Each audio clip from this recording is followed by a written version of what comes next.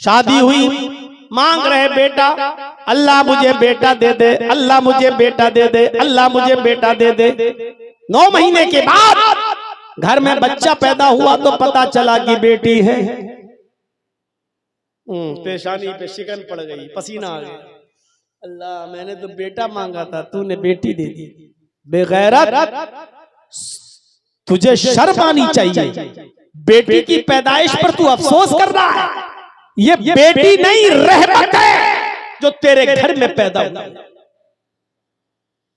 हो सकता है अल्लाह ने तुझे इसलिए बेटा न दिया हो क्योंकि अल्लाह बेहतर जानता था कि ये बेटा अगर मांग रहा है, अगर मैं बेटा दूंगा तो बेटा बड़ा होकर जमीन और जायदाद के चक्कर में अपने बाप का मर्डर कर देगा, अपने बाप का ही खून कर देगा, अपने बाप को सताएगा। हो सकता है इसलिए बेटा न दिया हो। यही आदमी बेचारा जिसको बेटा नहीं मिला रोता रहा, परेशान रहा, जिंदगी भर कहता रहा अल्लाह मैंने बेटा मांगा, तूने बेटी दे दी। अभी वो बच्ची बेचारी जवानी की दहलीज पर कदम रखी, 15-16 साल की हुई, अभी शादी नहीं हुई, अचानक बाप का एक्सीडेंट होता है, पैर टूट गया, रीढ़ की हड्डी में चोट लगी, बिस्तर पे पड़ा है। डॉक्टर ने बिस्तर ही पर लेटे लेटे खाने पीने की इजाजत दी, पेशाब और पायखाना करने की इजाजत दी, उठ नहीं सकता। अब ऐसे मौके पर देख रहा है कि मेरी बीवी मेरी गंदगी को हाथ नहीं लगा रही है, मेरा बेटा जो शादीशुदा हो चुका है या बहू वाला है, न उसकी बहू आ रही है न बेटा आ रहा है। ऐसे नाजुक मोड़ पर वो देखता है कि उसकी बेटी आती है, अपने बाप की उस चादर को बदलती है जिस पर उसने पेशाब कर रखा है, एक पॉट लेके आती है और अपने बाप के कमर के नीचे रख देती है, अब्बू जरूरत से फारिग हो जाइए। बाप ने उसी पॉट में लेटरीन की और बेटी आई उसी पॉट को उठाकर फेंक रही है, अपने बाप की गंदगी को साफ कर रही है, उसके कपड़े धुल रही है। यही बाप जो बेटा बेटा चिल्ला रहा था, आज बेटी की तरफ से ये होने वाली खिदमत को देखता तो कहता कि अल्लाह वाकई तेरी कुदरत, वाकई तेरा इल्म वसी है। मैंने तुझसे बेटा मांगा था, लेकिन अगर बेटा होता तो आज शादीशुदा होकर मेरी ये खिदमत नहीं कर सकता था जो मेरी बेटी मेरी खिदमत कर रही है। इस पोजीशन में मेरी बेटी मेरे काम आई। वाकई तू हकीम है, तू अच्छी तरीके से जानता है कि बेटा देना चाहिए कि बेटी देना चाहिए। अंदाजा लगा सकते हैं आप, बेटियां रहमत बनकर आती है, रहमत। आप बेटे की पैदाइश पे खुश होते हो? पूरे हिंदुस्तान में जाता हूं तकरीरें करने, और अभी मेरा एक कदम अगर आपके भगैया में है तो अभी दूसरा कदम मेरा कलकत्ता की सरजमीन पर है। कल का प्रोग्राम मेरा मिदनीपुर में है, खड़गपुर से आगे मिदनीपुर। अंदाजा लगाओ कि आज यहां है, कल कहां, परसों कहां।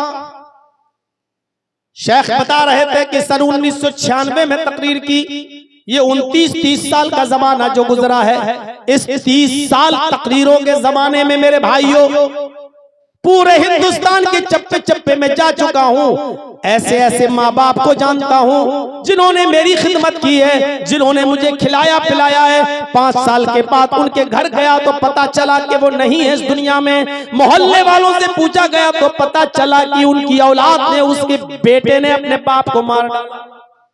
जमीन और जायदाद का झगड़ा हुआ, उसी बंटवारे को लेकर इतना झगड़ा हुआ कि गर्दन दबा दिया, बेटा अपने बाप को मार डाला। आज तक ऐसा किस्सा नहीं सुना कि किसी बेटी ने भी अपने बाप को मारा हो। बेटियां रहमत बनकर आती हैं और आप उनको जहमत समझते हो। परेशानी क्या है? ओफो, लड़की हुई, अब कम से कम 10, 12, 15 लाख रुपए का जहेज वहेज इकट्ठा करो, बारातियों का इंतजाम करो। प्रॉब्लम ये है, अब ये 3 अप्रैल को मेरी बेटी की भी शादी थी, यही 3 अप्रैल को, आज 18 अप्रैल है, 16, 17, यानी अब तो 12 बजे के बाद 18, यही 3 अप्रैल को मैंने अपनी बेटी की शादी की। जाइए पूछिए इटावा वालों से और जाइए मंजर देखिए, ना बारातियों का पता था, ना चोरों का पता था, ना डकैतों का पता था, ना हल्दी वाले आए, ना सगाई हुई, न मंगनी लगी, न पक्की कराई हुई, न दहेज जहेज दिया गया, कुछ नहीं। कासगंज इलाका है, जिला कासगंज। लड़का सिविल इंजीनियर है, पढ़ता, जॉब है उसकी दिल्ली में। चंद लोगों पर मुश्तमिल, चंद लोग, गिनती के 10-12 लोग बस आते हैं, मस्जिद में निकाह होता है। दूर से आए थे इसलिए खाना भी खिला दिया गया, दूर से ना आते तो खाने का भी इंतजाम नहीं करता। लड़की वालों के लिए है ही नहीं कि वो खाना खिलाएं। क्यों खिलाएं? चूंकि 150 किलोमीटर से चल के आए थे इसलिए खाने वाने का इंतजाम किया। मगरिब के बाद निकाह हुआ और इशा के बाद रुखसती कर दी। ना एक वीडियो बनी, ना बाराती आए, ना मैंने कोई खाना बनवाया, ना पकवान किया। मैंने खुद अपने मोहल्ले के लोगों को भी नहीं बुलाया, मैंने अपने सगे खाला खालुओं को नहीं बुलाया, मामुओं को नहीं बुलाया। लड़की वाले की जिम्मेदारी ही नहीं है। इस बात को मंजर आम पे बोल रहा हूँ, रिकॉर्ड हो रहा है और ये तकरीर पूरी दुनिया सुनेगी, हमारे इटावा वाले भी सुनेंगे। अगर झूठ बोलूंगा मेरे भाइयों तो मेरी गिरफ्त भी होगी और कहेंगे लोग देखो ये जलसों में झूठ बोलता है। एक सबूत कोई नहीं दे सकता है कि मैंने दहेज दिया हो, मैंने बारात बुलाई हो और लाइटें लगी हो, खेमे लगे हो, पर्दे लगाए गए हो। मैंने भी शादी की, जो तकरीरों में बोला मैंने वैसे करके दिखाया। अब आप अपने इलाके के मौलवियों पे नजर रखो और देखो कि ये अपनी बेटियों की शादी कैसे करते हैं, ये अपने बेटों की शादी कैसे करते हैं। आप नजर रखो और मौलवियों पे भी नजर रखो कि ये गैर शादीशुदा ये कैसे शादी करता है। देखो इस 30 साल की जिंदगी में कितनी इस्लाह हुई, आप गौर करें। आप लड़के ही मारते हैं अपने माँ बाप को, लड़कियां नहीं। हाँ मौलाना साहब, लड़की पूरे खानदान का नाम डुबो देती है, ये सच है, आप सही कह रहे हैं। आपको उस वक्त तकलीफ होती है जब आपके घर में कोई लड़की पैदा हुई, बड़ी हुई और आप जहां शादी करना चाहते हैं वो लड़की तैयार नहीं, वो दूसरी जगह शादी करना चाहती है, किसी गैर आदमी से निकाह करना चाहती है। और ऐसा भी हो सकता है कि वो किसी गैर मुस्लिम से शादी करना चाहती हो। अब आपके सर घूमते हैं कि अब क्या होगा। और जब वो किसी गैर के साथ भागती है तो आप कहते हैं कि अच्छा था ये पैदा होते ही मर जाती है। तो इसमें लड़की का कसूर नहीं है जो भाग रही है किसी गैर के साथ, इसमें कसूर है आपकी तरबियत का, इसमें कसूर है आपकी परवरिश का। आपने अपनी बेटी को वो तरबियत ही नहीं दी, क्यों गई गैर मुस्लिम के साथ, क्यों भागी वो किसी मुसलमानी के साथ, लेकिन भागकर शादी क्यों की, क्यों? इसमें गलती आपकी रही, आपने उसको एंड्रॉइड मोबाइल दे दिया। ले बेटी 30,000 का मोबाइल है ओप्पो का, ले विवो का, ले सैमसंग का, सिम भी दे दी, नेट पैक भी डाल दिया। अब वो आपकी बेटी चला रही है, फेसबुक भी चला रही है, मैसेंजर भी चला रही है, व्हाट्सएप भी चला रही है। पढ़ने के लिए भी आपने ऐसा स्कूल उसका चॉइस किया जहां लड़के और लड़कियां दोनों बैठ के पढ़ रहे हैं। इंटरवल में स्कूल की कैंटीन में बनी हुई होटल पे लड़के और लड़कियां दोनों बैठकर चाय पी रहे हैं। अब तेरी लड़की किसी गैर के साथ भागेगी नहीं तो क्या तेरी आरती उतारेगी? तरबियत आपने गलत दी तो लड़की फिर उसका कसूर क्या है? हजरत मरियम मस्जिद के मेहराब के अंदर मौजूद है और उनके पास बेमौसम फल आ जाता है। हजरत मरियम के पास बेमौसम फल आ जाता है, जिस फल का मौसम नहीं वो हजरत जकरिया ने देखा ये फल, कहने लगे आए मरियम ये फल कहां से आए तेरे पास, अन्ना लके हाजा, आए मरियम ये फल तेरे पास कहां से आए, सेब का मौसम नहीं सेब कहां से आया, आम का मौसम नहीं आम कहां से आया, लीची की फसल नहीं लीची कहां से आई, अंगूर का मौसम नहीं अंगूर तेरे पास कहां से आ गया, आए मरियम बता ये फल कौन लाया तेरे पास। हजरत मरियम जवाब देती हैं क़ालत हुआ मिन इंदिल्लाह, आए मेरे सरपरस्त, आए मेरी परवरिश करने वाले, मुझे खिलाने पिलाने वाले, मेरा ख्याल रखने वाले, आए ज़करिया ये तमाम की तमाम नेमतें अल्लाह के पास से आई हैं, कोई फरिश्ता रख कर गया है। आप गलत ना समझो, मेरा किसी लड़के के साथ कोई गलत ताल्लुक नहीं है, ये कोई मुझे ताल्लुक में नहीं दे गया, कोई लड़का नहीं दे गया, ये सारी नेमतें मुझे अल्लाह की तरफ से मिली हैं। हजरत ज़करिया ने कैसी परवरिश की थी और उससे पूछ रहे हैं ये फल कहां से आया, किससे, ज़करिया किससे पूछ रहे हैं, मरियम से। कौन मरियम, जिनको अल्लाह ताला ने बगैर शौहर के बेटा दिया ईसा, वो मरियम जिनके पेट से बगैर शादी के बगैर शौहर के मरियम को बेटा दिया ईसा, जब उनके ऊपर इल्जाम लगा कि मरियम जानिया बदचलन ने बगैर शादी के बच्चा पैदा कर दिया, तो मरियम की पाक दामनी का ऐलान अल्लाह रब्बुल आलमीन ने किया कि नहीं मरियम पाक दामन है, ईसा अल्लाह के कलमे से पैदा हुए, अल्लाह के हुक्म से पैदा हुए हैं, मरियम गलत नहीं है, मरियम गलत नहीं है। जिनकी पाक दामनी का ऐलान अल्लाह ने किया, जब उससे सवाल हो सकता है, जिसके पाक दामन होने का ऐलान अल्लाह ने किया, जब उससे पूछा जा सकता है कि ये फल तेरे पास कहां से आए, तो आए लड़कियों के माँ बाप, तुम अपनी बेटियों से क्यों नहीं पूछ सकते हो ये कपड़ा कहां से आया, ये दुपट्टा कहां से आया, ये मोबाइल कहां से आया, मोबाइल में ये कवर कहां से आया, तेरे मोबाइल में बैलेंस नहीं था, इस मोबाइल में बैलेंस किसने डाला। क्या तुम अपनी बच्चियों से अपनी बेटियों से ये सवाल नहीं कर सकते, और नहीं करोगे तो तुम्हारा नाम डुबोएंगी और गैरों के साथ भागेंगी, तुम्हारी आरती नहीं उतारेंगी। तरबियत जहां लड़कियों के लिए लड़कों के लिए भी होनी चाहिए, लड़कियों पर भी नजर हो तो लड़कों पर भी नजर हो। हजरत यूसुफ अलैहिस्सलातु वस्सलाम को उनके सारे भाई लेकर गए, चलो, और जंगल में ले गए और सबने सलाह करके यूसुफ को कुएं में फेंक दिया, और दूसरी कमीज उतारी और उसमें खून लगा कर ले आए और घर पे आके कह दिया बाप से, याकूब से, यूसुफ को हमने अपने सामान के पास छोड़ दिया था और यूसुफ को भेड़िया खा गया, भेड़िए ने नोच डाला यूसुफ को। याकूब अलैहिस्सलाम समझ गए, कुर्ते का खून देखा, सूंघा, समझ गए न ये कुर्ता वो है और न ये खून बकरी का है, ये तो रंग लग रहा है।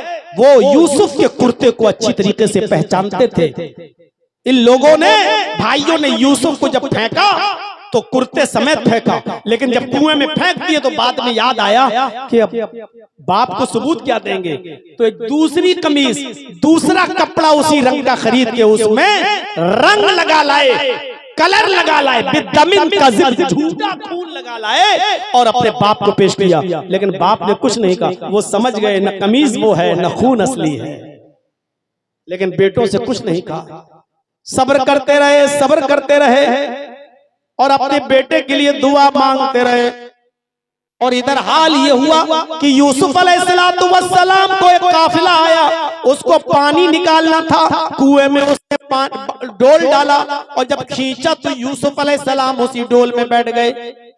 जब खींचा तो भारी लगा, बहरहाल खींच कर निकाला गया तो देखा कि यूसुफ है, लड़का है, तो खुश हो गए ये काफिले वाले और कहने लगे बुशरा हाज़ा गुलाम, खुशी हो, हमें तो फ्री फंड में एक गुलाम मिल गया, चलो इसको बाजार में बेच देंगे, कुछ कीमत मिल जाएगी।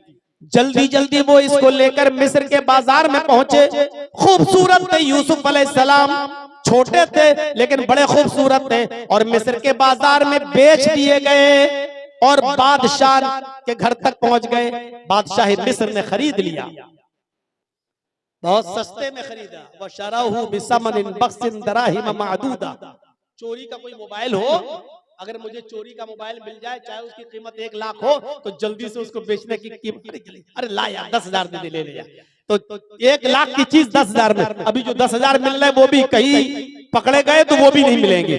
तो ये लड़का हाथ लग गया, कोई असली मालिक ना आ जाए वरना लड़का ले जाएगा छीन के, इसलिए जो मिल रहा है ले लो। चंद दिरहमों में यूसुफ को बेच दिया गया। यूसुफ अलैहिस्सलाम जब बादशाह मिस्र के घर में आए तो बीवी उनकी देखी तो देखती रह गई, बड़े खूबसूरत है यूसुफ, लेकिन छोटे हैं। वो उनका ख्याल रखने लगी, खिलाने लगी, पिलाने लगी, बड़ा करने लगी। यूसुफ जैसे जैसे बड़े होते गए उनकी खूबसूरती भी वैसे वैसे बढ़ती गई। हालांकि होता उल्टा है, बच्चा छोटेपन में खूबसूरत होता, बड़ा होता जाता है तो खूबसूरती कम होती जाती है, लेकिन यूसुफ के साथ उल्टा हुआ। यूसुफ जैसे जैसे बड़े होते जा रहे हैं खूबसूरती बढ़ती जा रही है, और जब जवान हो गए तो बादशाह मिस्र की बीवी ही उनके ऊपर मर मिटी। बादशाह की बीवी फरेफ्ता हो गई, बरगलाने लगी, बहकाने लगी, लेकिन यूसुफ हाथ नहीं आए। एक दिन कहने लगी चलो अंदर चलो, तुमसे बहुत जरूरी काम है। सोचा ये हमारी मालिकन है, चलो क्या काम होगा। वो अंदर ले गई, ये दरवाजा बंद, आगे ले गई, वो दूसरा दरवाजा बंद, फिर एक और कमरे में ले गई, उसका दरवाजा बंद, फिर एक और कमरे में ले गई, उसका दरवाजा बंद, कई दरवाजों के अंदर ले गई। गल्लक़तिल अबवाब, कुरान में जमा इस्तेमाल हुआ है, उसने सारे दरवाजे बंद कर दिए। इसका मतलब एक दरवाजा नहीं था, कई दरवाजे थे, उसने सारे दरवाजे बंद कर दिए ताकि भाग ना पाए यूसुफ। और जैसी वहां पहुंचती है बंद कमरे में, वही कहने लगती है यूसुफ आ जाओ, कितने जमाने से हम तुम्हारे बालिग होने का इंतजार कर रहे, तुम्हारे बड़े होने का इंतजार कर रहे हैं। यूसुफ आओ, मेरी प्यास बुझाओ, आओ मुझसे मिलो। यूसुफ अलैहिस्सलाम ने फरमाया महाज अल्लाह, अल्लाह की पनाह, मैं ये काम नहीं कर सकता। उसको जुनून, कैसे नहीं करोगे। यूसुफ भागे, पहला दरवाजा खोलने में कामयाब, वो भी भाग रही है। यूसुफ ने दूसरा दरवाजा खोला, उसमें भी कामयाब, तीसरा दरवाजा खोला और भागने में उधर से भी कामयाब, चौथा दरवाजा खोला, उधर से भी भागने में कामयाब। आखिरी दरवाजे पर पहुंचे, तब तक इसने पीछे से दामन पकड़ लिया, पीछे से दामन पकड़ लिया, और यूसुफ अलैहिस्सलाम ने दरवाजे का कुंडा जो होता वो पकड़ लिया, इधर खींचा यूसुफ को। बादशाह मिस्र की बीवी ने ऐसे खींचा तो यूसुफ ऐसे दरवाजा पकड़े थे, ऐसे खींचते हुए उसके ऊपर गिर गए, दरवाजा भी खुल गया। जब दरवाजा खुला तो सामने बादशाह खड़ा है, मिस्र का बादशाह, उस औरत का शौहर। हालत ये थी कि वो औरत नीचे गिरी है, यूसुफ अलैहिस्सलाम उस औरत के ऊपर गिरे हैं, और सामने दरवाजा खुला है और दरवाजे पर बादशाह खड़ा है। फौरन खड़ी होती है और इल्जाम लगाते हुए कहती है कि आए मेरे शौहर, आपकी बीवी पर अगर कोई गलत नजर डाले और गलत इरादे से उसको पकड़ने की कोशिश करे, उसके साथ जिना करने की कोशिश करे, तो उसकी सजा क्या होनी चाहिए सिवाय जेल खाने के। बादशाह मिस्र को यकीन नहीं आया, बचपन से देख रहा है, यकीन नहीं आया कि ऐसा कैसे कर सकता। कहा ठीक है जेल में तो जाएगा, लेकिन पहले मुकदमा चलेगा, अदालत से साबित तो हो जाए। जब मुकदमा दायर किया गया तो बादशाह के करीबी जज ने जो फैसला सुनाया वो ये सुनाया कि आए बादशाह सलामत, यूसुफ सच्चा है या झूठा, तेरी बीवी सच्ची है या झूठी, तो उसको पहचानने का एक ही तरीका है, यूसुफ का कुर्ता देखा जाए, यूसुफ की कमीज देखी जाए। अगर वो कमीज पीछे से फटी है तो यूसुफ सच्चा है, तेरी बीवी झूठी, और अगर वो कमीज आगे से फटी है तो यूसुफ झूठा है और तेरी बीवी सच्ची। कुर्ता मंगाया गया भरी अदालत में, जब कमीज चेक की गई तो वो कमीज पीछे से फटी थी, उसने खींचा था ना पीछे से, खींचा तो कुर्ता फट गया, कमीज फट गई। तो बादशाह ने समझ लिया, कहने लगा कि तुम औरतों की चालें बड़ी खराब हुआ करती हैं, बड़ी धोखेबाज होती है तुम औरतें, और एक बेगुनाह बेकसूर को तुम जेल में डलवाती हो, जेल में डलवा रही थी। तौबा कर, इस्तिगफार कर, और आइंदा ऐसी गलती मत करना। बादशाह ने नजरअंदाज कर दिया, लेकिन इस फैसले के बाद बादशाह की बीवी बदनाम हो गई। सारी औरतों में चर्चे हो गए, मिस्र की औरतों में, लो एक नौकर को, एक गुलाम को दिल दे बैठी, एक गुलाम से उसने दिल लगी कर ली, एक गुलाम से के पास जाकर गलत काम करने के लिए चली गई। बताओ, घर का नौकर उसके साथ। जब ये बदनामी वो बर्दाश्त न कर सकी तो उसने सारी मिस्र की औरतों की दावत कर दी, दस्तरखान बिछा दिया, सबके सामने प्लेटें रख दी, प्लेटों में फल रख दी और फल को एक एक छुरी रख दी और इन औरतों से कहा कि फलों को काटो। मिस्र की औरतें जब फल काटने लगी तो यूसुफ से बादशाह की बीवी ने कहा, है यूसुफ इन औरतों के सामने से गुजर जाओ, इन औरतों के सामने से निकलो। यूसुफ अलैहिस्सलाम उन औरतों के सामने से जब गुजरे तो क्या देखते हैं, मिस्र की सारी औरतें उन्हीं को देखने लगी। और जब मिस्र की औरतें यूसुफ को देखने लगी तो खूबसूरती देखकर मिस्र की सारी औरतें भूल गईं कि हम किसको देख रहे हैं, फल काट रहे हैं या उंगली। वो छुरियां तो उंगली पे चला रही थी और ये सोच रही थी कि फल कट रहा है, हालांकि फल तो कब का कट गया है, अलग हो गया है। बजाय फल काटने के वो अपनी उंगलियों को काटने लगी और यूसुफ को देखती रह गई। छुरी उंगलियों पे चलने लगी, कहने लगी, मां हाजा बशरा, ये इंसान नहीं है, ये तो कोई फरिश्ता नजर आता है। अब बादशाह की बीवी ने कहा, और तो बताओ तुम्हारा दिल इस नौजवान पर आया या नहीं आया? आ गया, हम खुद इसके दीवाने हो गए। अभी तो सिर्फ बादशाह की बीवी दीवानी थी, अब जितनी औरतों ने देखा सब उसकी दीवानी। बादशाह की बीवी बोली, अब तुम ही बताओ कि मैं अपने दिल को कैसे समझाऊं? तुमने तो एक झलक देखी है, तुम इसकी दीवानी हो गई हो। मेरे घर में तो छोटा था तब से पल रहा है और मैं इसके बालिग होने का इंतजार करती रही, और जब ये बालिग हुआ तो मैं इससे अपनी उम्मीद पूरी करने के लिए इसको बुलाने लगी, तो इसने मना कर दिया। तुमने एक झलक देखी तो तुम अपने आप को कंट्रोल नहीं कर पा रही हो। मेरे दिल से पूछो कि मैं कैसे कंट्रोल करके रहती हूँ। और सबके सामने ऐलान कर रही है ये औरत, बादशाह की बीवी, सुन लो, अगर इस लड़के ने, इस आदमी ने अगर मेरी ख्वाहिश पूरी नहीं की, मेरी बात न मानी, तो जिंदगी भर जेल में सड़ेगा, जिंदगी भर जेल खाने में कैद करवा दूंगी, इल्जाम लगा लगा कर इसको जेल पहुंचा कर मानूंगी और पूरी जिंदगी इसकी जेल में गुजर जाएगी। अब यूसुफ अलैहिस्सलाम के सामने दो रास्ते थे, या तो बादशाह की बीवी की बात मान ले और 5 उंगली घी में। भाई बादशाह की बीवी अगर उसको सपोर्ट करने लगे तो कितना वो आराम में होगा, कितने आराम से जिंदगी गुजारेगा। या तो फिर बादशाह की बीवी की बात ना माने तो जिंदगी भर जेल में। अब यूसुफ सोचने लगे कि मैं क्या करूं, बात नहीं मानता तो जेल खाना और बात मान लेता हूं तो हरामकारी, मैं क्या करूं। अपनी नजरें आसमान पे डाली और कहा, अल्लाह इन दो रास्तों में मैं जिस रास्ते को पसंद करता हूं वो तुझसे मांग रहा हूं। रब्बिस्सिज्नु अहब्बु इलैया मिम्मा यदऊननी इलैहि, आय अल्लाह मैं जेल में रहना ज्यादा पसंद करूंगा, लेकिन वो काम नहीं करूंगा जिस काम की तरफ ये औरत मुझे बुला रही है, और ये मिस्र वालियां मुझसे गलत काम लेना चाहती हैं, मैं वो काम नहीं करूंगा। इससे बेहतर है कि मेरी पूरी जिंदगी जेल में गुजर जाए। यूसुफ अलैहिस्सलाम ने परेशानी वाला रास्ता उठाना गवारा कर लिया कि मैं जेल में जाऊंगा। आखिरकार जब बादशाह मिस्र की बीवी की बात न मानी तो उसने भी इल्जाम लगाकर यूसुफ अलैहिस्सलाम को जेल भिजवा दिया। अब यूसुफ अलैहिस्सलाम जेल में गुजारते हैं अपनी जिंदगी, तकरीबन 7 साल जेल में गुजारते हैं, तकरीबन 7 साल जेल में गुजारते हैं। अब वहां ख्वाब की ताबीर बताते हैं, उस यसना में बादशाह ने भी ख्वाब देखा। हजरत यूसुफ ने ताबीर बता दी।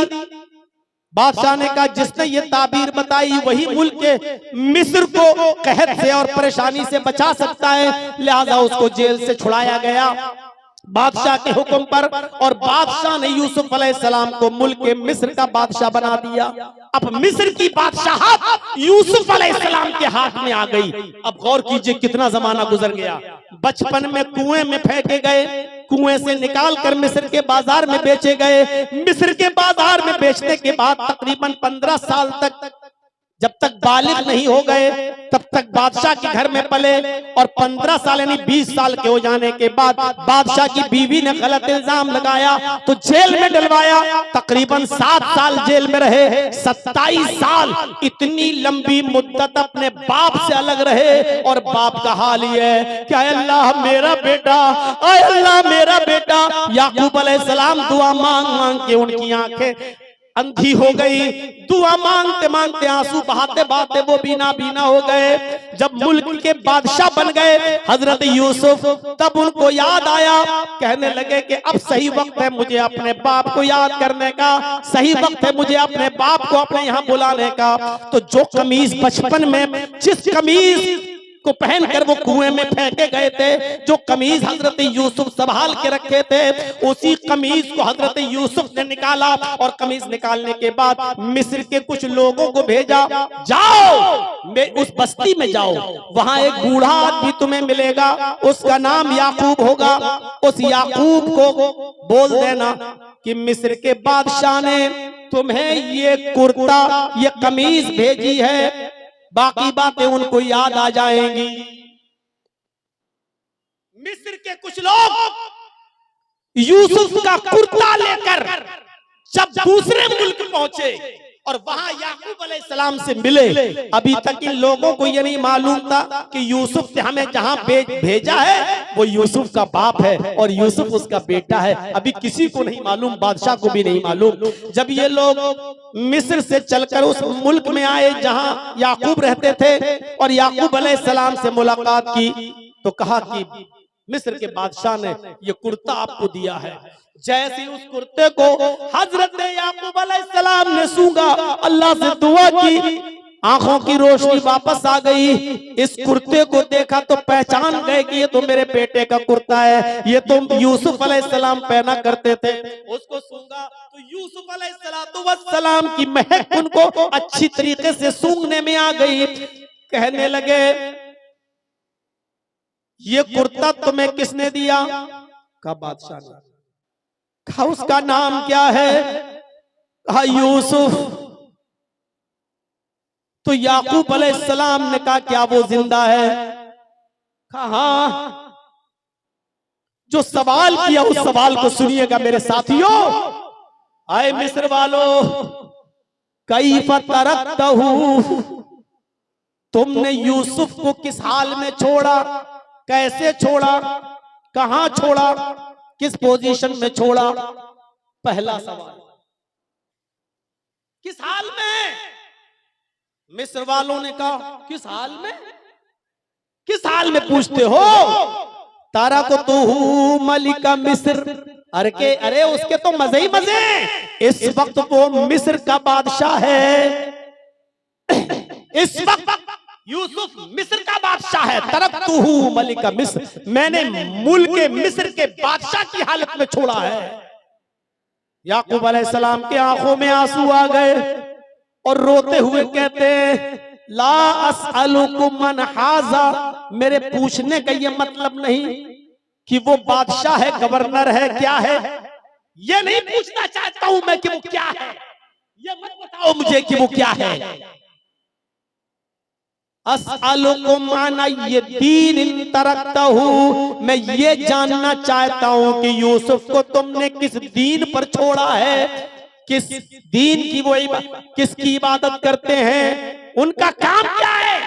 यूसुफ इतने बड़े हो गए, मुल्क के मिस्र के बादशाह बन गए, कहीं अय्याश तो नहीं, जिनाकार तो नहीं, क्योंकि आजकल अय्यारों, मक्कारों, अय्याशों और नाजायज और गलत लोगों के हाथों ही में हुकूमत आती है। कहीं यूसुफ गलत तो नहीं है। किस दीन पर तुमने उनको छोड़ा?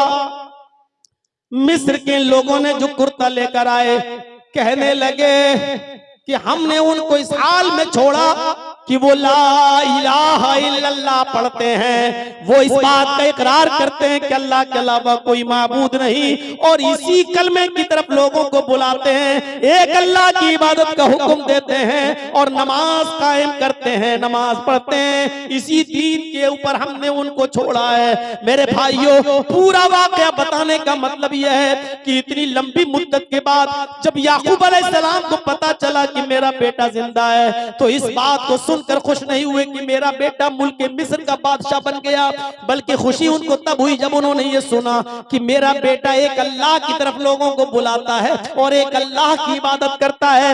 ये तरबियत थी एक बाप की अपनी औलाद को। क्या ये तरबियत है आज हमारी अपनी औलाद को? क्या ये तरबियत आप देते हैं? क्या ये हक है आपको पूरा कि अपनी औलाद को इस तरीके की तरबियत दें? औलाद बेटा है तब भी अच्छी तरबियत, और बेटी है तब भी उसकी अच्छी तरबियत होनी चाहिए। मेरे भाइयों, ये मायार होना चाहिए। आज क्या दूसरों के साथ जा रहे हैं, दूसरों के साथ भाग रही हैं, दूसरों के साथ। और जाइए महाराष्ट्र का रिकॉर्ड देखिए, 3 लाख लड़कियों की एप्लीकेशन है कोर्ट में पहुंची हुई है, 17-16 साल की लड़कियों की। अभी मेरे बालिग होने में 1-2 साल बाकी है। जब मैं बालिग हो जाऊं, मैं अपनी मर्जी से फला इब्ने फला के साथ शादी करूंगी, गैर मुस्लिम लड़के से। मेरा बाप और मेरा भाई इंटरफियर करे तो उसको कोई इंटरफियर का हक नहीं होगा, क्योंकि अभी मेरी उम्र 17 है। जब मैं 18 साल की हो जाऊंगी तो मैं अपनी मर्जी से खुद शादी करूंगी उस गैर मुस्लिम लड़के के साथ। ये 3 लाख मुस्लिम लड़कियों की एप्लीकेशन है सिर्फ महाराष्ट्र के अंदर, गैर मुस्लिम लड़कों के साथ, गैर मुस्लिमों के साथ शादी। कहां है हम और आप? जानते हो, सिलसिलतुल हदीस सहिया के अंदर इमाम हजरत नासरुद्दीन अलबानी एक हदीस नकल करते हैं। वो कहते हैं अल्लाह के नबी सल्लल्लाहु अलैहि वसल्लम ने फरमाया कि आधी रात के बाद आसमान के सारे दरवाजे खोल दिए जाते हैं। हदीस के अल्फाज क्या हैं? तुफ्तहु अब्वाबुस समाई निस्फल लैल व युनादी मुनादिन। आधी रात के बाद आसमान के सारे दरवाजे खोल दिए जाते हैं और एक पुकारने वाला पुकार कर कहता है, हल मिन दाइन फयुस्तजाब लहू। है कोई अल्लाह को पुकारने वाला जो अल्लाह को पुकारे, अल्लाह उसकी पुकार को सुने। हल मिन साइलिन, है कोई सवाल करने वाला, फयूता, अल्लाह उसको दे। हल मिन मकरूबिन फयुफर्रज अन्हु, है कोई सितमज़दा, है कोई परेशान हाल जो अपनी परेशानी अल्लाह के सामने रखे और अल्लाह उसकी परेशानी को दूर करे। ये हर फरिश्ता हर रात में पुकारता है। आधी रात के बाद जब आसमान के दरवाजे खुल जाते हैं, अल्लाह के नबी फरमाते हैं, फला यब्का मुस्लिमुन यदउ बिदावतिन इल्लस्तजाब लहू इल्लस्तजाब अल्लाहु लहू। सारी दुनिया के मुसलमानों में जितने भी लोग आधी रात के बाद उठकर अल्लाह से मांगते, अल्लाह सबको देता है और हर एक की दावत को कबूल करता है, हर एक की दुआ को अल्लाह सुनता है, जो मांगता अल्लाह देता है। लेकिन आधी रात के बाद भी सबको देता है, लेकिन इन 2 लोगों को अल्लाह आधी रात के बाद भी नहीं देता। वो कौन 2 लोग हैं? फरमाया, इल्ला ज़ानियतन तसआ बिफरजिहा। एक उस औरत को अल्लाह कुछ नहीं देता इस रात में, चाहे पूरी रात तहज्जुद पढ़े, लेकिन अल्लाह उस औरत को भी नहीं देगा। किसको? जो जिना करती है। तसआ बिफरजिहा, अपनी शर्मगाह को लेकर दौड़ती है, कभी इधर कभी इधर कभी इधर। यानी कॉल गर्ल या तवाइफ, जिस्म फरोश जो अपना जिस्म बेचती है। अभी इस कस्टमर से निपटी, फिर 1000 रुपए कहीं मिला, दूसरी जगह चली गई, फिर तीसरी जगह चली गई। तसआ बिफरजिहा, जो अपनी शर्मगाह को लेकर इधर उधर भागी भागी फिरती है, ऐसी औरत की दुआ अल्लाह ताला आधी रात के बाद भी नहीं सुनता। इसमें वो लड़कियां भी शामिल है एक को छोड़ा, उसके साथ गलत काम किया, उसको छोड़ा, उससे वापस छोड़ी, अब दूसरे को पकड़ लिया, दूसरे से 1 आध साल ताल्लुक किया, उसको छोड़ा, फिर तीसरे को पकड़ लिया, तीसरे को छोड़ा, फिर चौथे को पकड़ लिया, और सबके साथ सबके बिस्तर पे सोती है, सबके साथ गलत काम करती है। ये लड़की चाहे वो पैसा भी ना लेती हो, फ्री में अपने बॉयफ्रेंड के सामने अपने जिस्म को पेश कर देती हो, लेकिन कई उसके बॉयफ्रेंड हो तो ये लड़की भी उसमें शामिल है। ऐसी लड़की और ऐसी औरत की अल्लाह तबारक व तआला दुआ नहीं सुनता, और वह उशारन नाजायज टैक्स लेने वाले की भी नहीं सुनता। हमारे घर के बाहर दरवाजा लगा है, हमने रोक लगा दी, नहीं साहब आप यहाँ से नहीं गुजर सकते हो। क्यों? अगर गुजरना तो 100 रुपए दो, रास्ता सबका, लेकिन हम पावरफुल है, हम नहीं निकलने देंगे साहब। क्यों? अरे मेरे घर के सामने दरवाजा है, मैं नहीं जाने दूंगा, मेरे घर के सामने रोड है, मैं नहीं निकलने दूंगा। नाजायज वाला, नाजायज तरीके से वसूली करने वाला एक इस आदमी की दुआ भी अल्लाह रब्बुल आलमीन नहीं सुनता है, दुआ कबूल नहीं करता है। मेरे नौजवानों, आखिरी चीज बता रहा हूं तुम्हें, सुनते चलो। जिस तरह लड़कियां आज बिगड़ रही हैं समाज और सोसाइटी के अंदर, लड़के भी आज उनका माहौल खराब है। तुम दूसरों की मां बहन बेटियों को गलत नजर से देखोगे तो तुम्हारी मां बहन बेटियां भी महफूज नहीं रहेंगी। यही इजराइल, 48 साल का एक यहूदी इजराइल के एक शहर ईलात के अंदर जाता है, बिजनेस करता था, बिजनेस। ईलात इजराइल का एक शहर है, बहुत मशहूर शहर है, जैसे हिंदुस्तान का एक शहर है गोवा, बहुत नंगा शहर है। हिंदुस्तान में सबसे ज्यादा गंदगी अगर आपको मिलेगी जिस्म के एतबार से तो गोवा में मिलेगी, बंबई अम्बई कुछ नहीं है उसके आगे। और पूरी दुनिया का सबसे ज्यादा नंगा शहर पेरिस, अमेरिका कुछ नहीं है, दुनिया का सबसे ज्यादा गंदा शहर पेरिस, और हिंदुस्तान का सबसे गंदा शहर गोवा। वहां के जू पे चले जाओ, समंदरी इलाके में चले जाओ तो हल्का सा तार भी नहीं रहेगा जिस्म पर, पूरी न्यूड नेकेड नंगे लड़के और नंगी लड़कियां समंदर के किनारे आपको पड़े हुए मिलेंगे। ऐसा ही इजराइल का एक शहर है जिसका नाम है ईलात। उस ईलात की एक 5 स्टार होटल में ये 48 साल का एक आदमी जो बिजनेसमैन था जाता है और होटल के मैनेजर से मिलकर कहता है कि हमारे लिए किसी कॉल गर्ल का इंतजाम करो, घर का खाना कब तक खाएंगे, आज बाहर का खाना खाना चाहता हूं। अय्याशी के इरादे से उसने कहा कैसी लड़की चाहिए? कहा लड़की खूबसूरत होनी चाहिए। कहा ठीक है आपको खूबसूरत लड़की मिल जाएगी। कब का? पूरी रात के लिए चाहिए। पैसे फिक्स होते हैं, काउंटर पे पैसे जमा कर दिए जाते हैं। लड़की को फोन करके होटल का मैनेजर बुलाता है, कॉल गर्ल आती है, उसको रूम नंबर बताया जाता है, इस रूम नंबर में तुम्हें जाना है, तुम्हारा पैसा पेड है, वो आओ हम तुम्हें दे देंगे, सुबह जब जाओगी तो अपना पैसा लेके चले जाना। वो होटल में जैसे ही बेल बजाती है अंदर से आदमी 48 साल के आदमी की आवाज आती है, दरवाजा खुला हुआ है तुम अंदर आ सकती हो। जैसे ही लड़की ने दरवाजा खोला अंदर घुसती है, लड़की के बाप की जब उस आदमी की नजर उस लड़की पे पड़ती है तो उसको हार्ट अटैक पड़ जाता है, उसको दिल का दौरा पड़ता है, वो आदमी जमीन के ऊपर गिर पड़ता है, इसलिए कि उसने जब गौर से देखा तो पता चला कि ये काल गर्ल कोई और नहीं, उसकी अपनी सगी बेटी। ये कॉल गर्ल कोई और नहीं, उसकी अपनी सगी बेटी है। जब इसको दिल का दौरा पड़ा, जल्दी से इसको इमरजेंसी हॉस्पिटल में पहुंचाया गया। इसकी बीवी को फोन किया गया। इसकी बीवी जब आई तो इसने अपनी बीवी को पूरी बात बताई। बीवी ने कहा अच्छा तो इसका मतलब यह है कि तुम्हें भी घर से सुकून नहीं था, तुम भी बाहर आकर अय्याशी करते हो।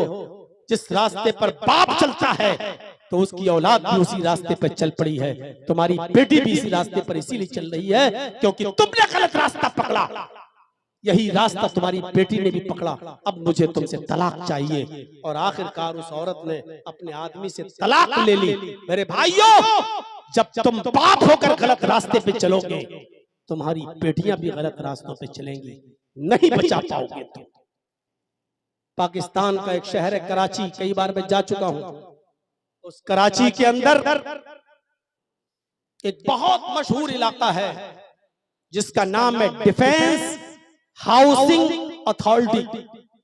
डिफेंस हाउसिंग अथॉरिटी, उस डिफेंस हाउसिंग अथॉरिटी में एक बहुत खूबसूरत प्राइवेट निजी स्कूल बना हुआ है, बहुत खूबसूरत। अमीर माँ बाप के लड़के और लड़कियां उस स्कूल के अंदर पढ़ते हैं, निजी स्कूल है। उस स्कूल के 4 स्टूडेंट्स ने ये तय किया कि आज किसी लड़की को हम बहकाएंगे, बहलाएंगे और नाश्ता पानी के बहाने उसको एक कमरे में बंद कर देंगे और चारों लड़के उससे एक एक करके उसके साथ आज जिना करेंगे, ज्यादती करेंगे उसके साथ। उन 4 लड़कों में से एक लड़का किसी लड़की को बहलाकर फुसलाकर खिलाने पिलाने के बहाने दोस्त बनाकर लाता है और एक कमरे में ले जाता है और कहता मैं अभी आ रहा हूं। बाहर आकर कॉल करता अपने तीनों साथियों से, काम हो गया। लड़की को जान से मारने की धमकी दे दी गई, लड़की डर गई, लेकिन वो गलत काम करने पर तैयार है। कह रही है मेरी जान मत लो, पहले मैं जा रहा हूं, उसके बाद फिर दूसरा। पहले जिसने पकड़ा वो गया, उस लड़की के साथ गलत काम किया, वो बाहर आया, फिर दूसरा गया, उसने उसके साथ ज्यादती की, दूसरा निकला, फिर तीसरा गया, तीसरे ने उसके साथ जिना किया। वो सबके सामने हाथ पैर जोड़ती रही, लेकिन किसी को रहम नहीं आया। जब तीनों ज्यादती करके निकल चुके, अब चौथे का नंबर आया।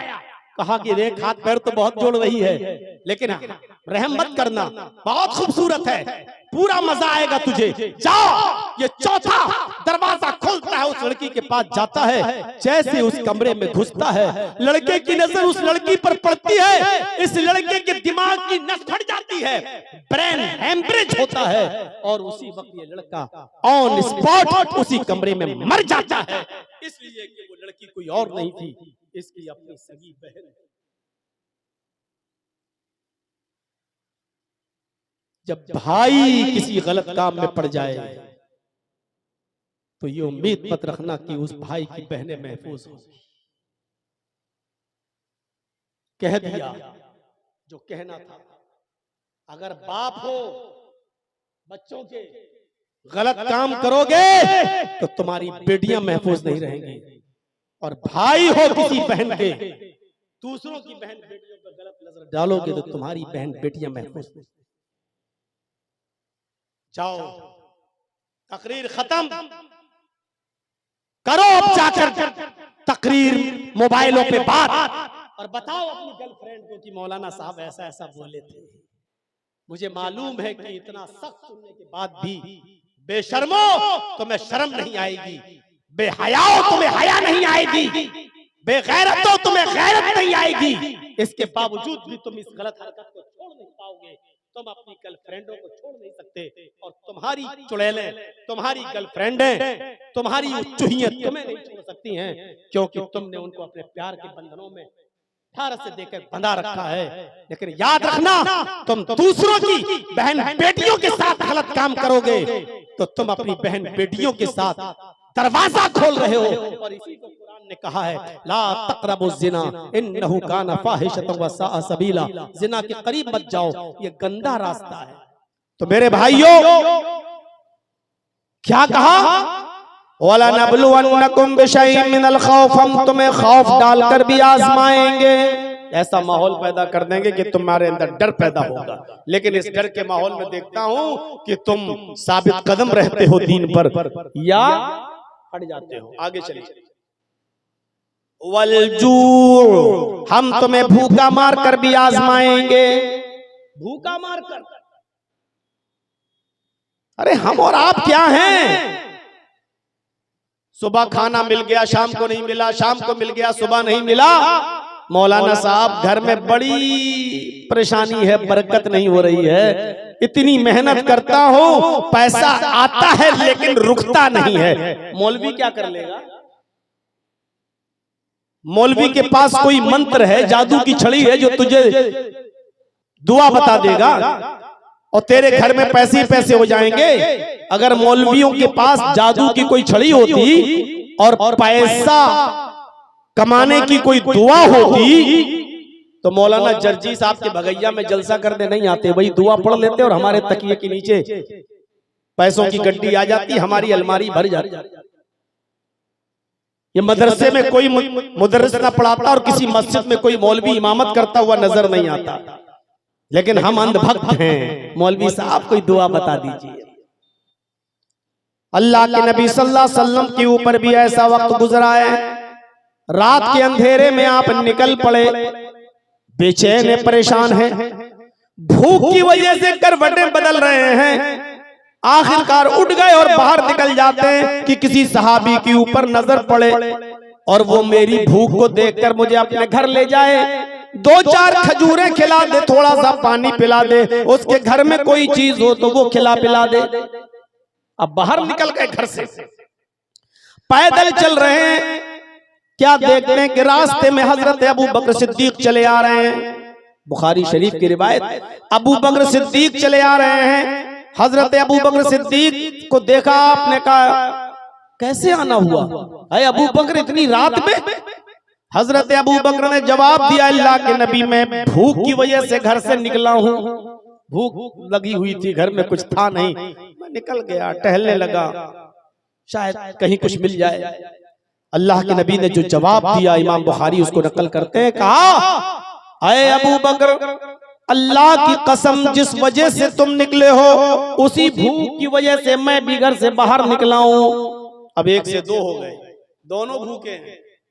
थोड़ी देर के बाद हजरत उमर भी आ गए, वो भी कहने लगे भूख की वजह से घर से निकले हैं। अब ये तीनों लोग एक सहाबी के घर जाते हैं, पास में नजदीक में, जो सबसे नजदीक में जो घर था वो घर था अबुल हैसम अंसारी का। अबुल हैसम अंसारी का मकान, दरवाजे को रात में दस्तक दी। अबुल हैसम ने कहा इतनी रात में कौन आया है, दरवाजा खोला, सामने अल्लाह के नबी, अबू बकर, उमर। कहा अल्हम्दुलिल्लाह, माशा अल्लाह, इतने अच्छे मेहमान रात में, वो भी हमारे घर पर, आइए तशरीफ लाइए। अभी रात के 2 बजे हम अचानक पहुंच जाएं आपके घर में, पसीने आ जाएंगे, रात में अचानक बिना बताए हुए। आजकल तो जमाना अच्छा ना, फोन कर दिया, हाँ तो ठीक है, हमारे पहुंचने से पहले बन गया, बल्कि कह भी देते हैं बस पहुंच जाऊंगा रात में 1 बजे तक इंशाल्लाह, हाँ थोड़ा सा खाना वाना बना लीजिएगा, इशारा होता है कि थोड़ा सा अच्छा। ये वहां ना मोबाइल का जमाना, ना फोन का जमाना, अचानक और चेहरे पे खुशी मेजबान के, आइए कितने अच्छे मेहमान। आज तो आपका चेहरा उतर जाएगा और आपसे ज्यादा आपकी बीवी का चेहरा उतर जाएगा। एक कमीना रात ही को टपकने को था, अब किचन में जाऊं, रोटी बनाऊं, किचन में जाऊं, चावल उबालूं, भूखा चला आया, रात ही में आने को था। ये तीनों ने अपनी वजह बताई कि भूखे हैं हम लोग। आया अबुल हैसम, अगर तुम्हारे पास कुछ हो, जो भी घर में, तकल्लुफ नहीं, जो भी हो रख दो, और नहीं है तो कोई बात नहीं। कहा ठीक है। बगीचे में गए, खजूर का एक खोशा तोड़ कर लाए, कच्ची पक्की हर किस्म की खजूरें उसमें थी। अंधेरे में जैसे हाथ में लगी ले आए, आए अल्लाह के नबी आप और आपके सहाबा इसको खाएं, मैं अभी आ रहा हूं। और गए और बकरी का 1 साल का बच्चा, 1 साल का बकरी का बच्चा उसको लिया और जिबा कर दिया। 3 लोग और पूरी बकरी उन्होंने जिबा कर दी, बकरी का 1 साल का बच्चा। खाना बनने लगा, थोड़ी देर लगी कि खाने के तरह तरह के आइटम बन गए, रोटी बन गई, दस्तरखान लगा दिया गया और सामने खाना रख दिया गया। उस जमाने में जो चलता था वो सारा खाना बकरे के गोश्त के आइटम बनाकर, रोटी वगैरह बनाकर तैयार कर दी गई, दस्तरखान लग गया। अबू बकर भी बैठे, उमर भी बैठे और अल्लाह के नबी सल्लल्लाहु अलैहि वसल्लम भी बैठे। अल्लाह के नबी की नजर जब इन नेमतों के ऊपर गई, गोश्त के ऊपर गई, रोटी के ऊपर गई, गोश्त के मुख्तलिफ वैरायटीज के ऊपर गई, तो आपकी आंखों में आंसू आ गए। बुखारी की रिवायत, अल्लाह के नबी सल्लल्लाहु अलैहि वसल्लम की जबान से जो जुमला निकला वो जुमला ये था, लतुसअलुन्ना अन हाज़न नईम यौमल क़ियामा। आए अबुल हैसम, यही वो नेमतें हैं जिन नेमतों के बारे में कयामत के दिन अल्लाह रब्बुल आलमीन के यहाँ सवाल किया जाएगा। यानी हमने तुम्हें नेमतों को खिलाया था, तुमने अल्लाह का शुक्र अदा किया या नहीं किया।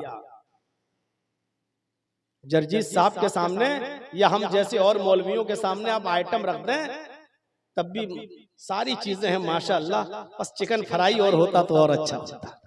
बस एक चीज की और कमी रह गई, अगर मछली और होती तो बस पूछो मत। आपका दस्तरखान बहुत अच्छा, या कुछ नहीं कहेगा शर्म की वजह से, तो दस्तरखान पर नेमतों को देखकर कहेगा माशाअल्लाह, अल्लाह पकाने वाली को जन्नत दे, अल्लाह आपने मेहमान नवाजी की, अल्लाह आपको जन्नत दे। अल्लाह के नबी सल्लल्लाहु अलैहि वसल्लम ये कुछ नहीं कह रहे, अल्लाह के नबी नेमतों को देख रहे तो कह रहे लतुसअलुन्ना अन हाज़ल नईम यौमुल क़ियामह। अबुल हैसम, कयामत के दिन इन नेमतों के बारे में सवाल होगा। अल्लाह ने खिलाया, तुमने शुक्र अदा किया कि नहीं किया। और उसके बाद का मंजर देखिएगा मेरे साथियों, एक रोटी उठाई और उस रोटी के ऊपर सिर्फ गोश्त की 2 बोटियां रखी। एक रोटी और उस रोटी के ऊपर गोश्त की 2 बोटियां रखी। अल्लाह की कसम जर्जीस को नहीं मालूम कि उस रोटी का साइज क्या हो, हमें नहीं मालूम। उस जमाने में छोटी रोटी चलती थी कि बड़ी, हमें नहीं मालूम। आप हमारे यूपी में आ जाएं तो कानपुर से उधर जितना जाएंगे, इटावा, अलीगढ़, गाजियाबाद, बरेली, पीलीभीत, इस तरफ जितना जाएंगे तो आपको रोटी बड़ी मिलेगी, बड़ी रोटी बनती हुई मिलेगी। और इटावा से इस तरफ जितना आएंगे आप, कानपुर, लखनऊ और इस साइड में जब आप आएंगे, हरदोई वगैरह, सीतापुर, इस साइड में जब आप आएंगे बनारस वगैरह में, तो यहाँ रोटी आपको छोटी बनती हुई मिलेगी, छोटी छोटी। आपके बिहार में भी छोटी रोटियों का चलन है, छोटी रोटी बनती है। बंगाल के अंदर भी यही चलन है, छोटी रोटी बनती है। लेकिन अल्लाह के नबी ने जो रोटी उठाई उसका साइज नहीं मालूम, सिर्फ ये लफ्ज आया है कि एक रोटी उठाई और उस रोटी के ऊपर 2 बोटियां रखी गोश्त की, और ऐसे मोड़ दिया और अबुल हैसम को दिया। क्या अबुल हैसम, लिए लो, पकड़ो, और इस रोटी को जिसमें 2 बोटियां हैं ये मेरे घर ले जाओ और मेरी बेटी फातिमा को पहुंचा दो। आज तकरीबन 15 दिन हो गए, मेरी बेटी को भी गोश्त नसीब नहीं हुआ। आज 15 दिन हो गए, मेरे घर में भी चूल्हा नहीं जला। ये रोटी और ये गोश्त का थोड़ा सा सालन आज मेरी बेटी भी खा लेगी, जाओ ले जाओ। अबुल हैसम अंदर गए, कहा बीवी, अल्लाह के नबी ने एक रोटी दी और 2 बोटियों का फातिमा को पहुंचा दो। इस रोटी में और गोश्त की इन 2 बोटियों में फातिमा का क्या हो जाएगा? तुम बर्तन तैयार कर दो, टिफिन तैयार कर दो। उनकी बीवी ने रोटियां, कई रोटियां रख दी और गोश्त का पूरा प्याला भर दिया। अबुल हैसम जब उसको लेकर जाने लगे, सुनिए, अबुल हैसम जब पूरा टिफिन लेकर जाने लगे तो अल्लाह के नबी ने उनको दरवाजे पर पकड़ लिया। फरमाया अबुल हैसम, इस बर्तन में टिफिन में क्या है? कहा अल्लाह के नबी, मेरी बीवी को अच्छा नहीं लगा एक रोटी 2 बोटी फातिमा को दी जाए, इसलिए उन्होंने ये पूरा बर्तन प्याला गोश्त से भर दिया और कई रोटियां रख दी ताकि आपकी बेटी पेट भर के खाना खा ले। अल्लाह के नबी की जबान से जो जुमले निकले वो जुमले ये थे, आए अबुल हैसम, अगर पेट भर कर मेरी बेटी ने खाना खा लिया तो फिर वो आज की रात अल्लाह की इबादत नहीं कर सकेगी, तहज्जुद में नहीं उठ सकेगी, अल्लाह को याद नहीं कर सकेगी। नींद रात भर आराम से खाना खाकर फिर रात भर वो आराम से सोएगी। इतना हम अपनी बेटी को नहीं खिला सकते कि रात में उठकर वो अल्लाह की हम्द बयान न कर सके, सना न कर सके, इबादत न कर सके, तहज्जुद न पढ़ सके। जितना मैंने दिया उतना ही देकर आओ। अल्लाह के नबी को भूख से आजमाया जा रहा है, अबू बकर भूख से आजमाए गए, हजरत उमर भूख से आजमाए गए। हमारा तसव्वुर क्या है? एक दिन खाना न मिले, दूसरे दिन मौलाना साहब घर में बरकत नहीं हो रही है। बरकत का मतलब यह है कि आपके गुलछर्रे उड़ाने के लिए सारी नेमतें आपको मिलती रहें और सब कुछ, तब आप समझेंगे कि हाँ अब हमारे घर में खैरो बरकत हो रही है। वलनब्लुवन्नकुम बिशैइन मिनल खौफि वल जूअ वनक्सिम मिनल अमवाल, तुम्हारे मालों में नुकसान करके भी हम तुम्हें आजमाएंगे, तुम्हारे मालों में नुकसान पहुंचाकर भी हम तुम्हें आजमाएंगे। बहुत पैसा है तुम्हारे पास, बहुत माल है तुम्हारे पास, अचानक आग लग गई, माल में नुकसान हो गया, पागल हो गए, क्या है? बड़ी मेहनत से आपने बिल्डिंग बनाकर तैयार की थी, अचानक इजराइल और फिलिस्तीन की जंग में एक बम गिरता है और आपका बना हुआ वो 5 मंजिला मकान बुलडोज हो जाता है। या उत्तर प्रदेश की तरह,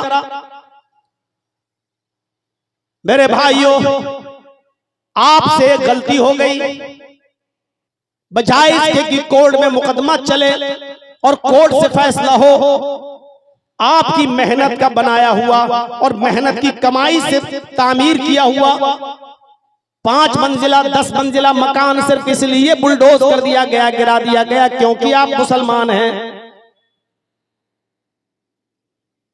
क्या बीतेगी आपके ऊपर, क्या गुजरेगी आपके ऊपर?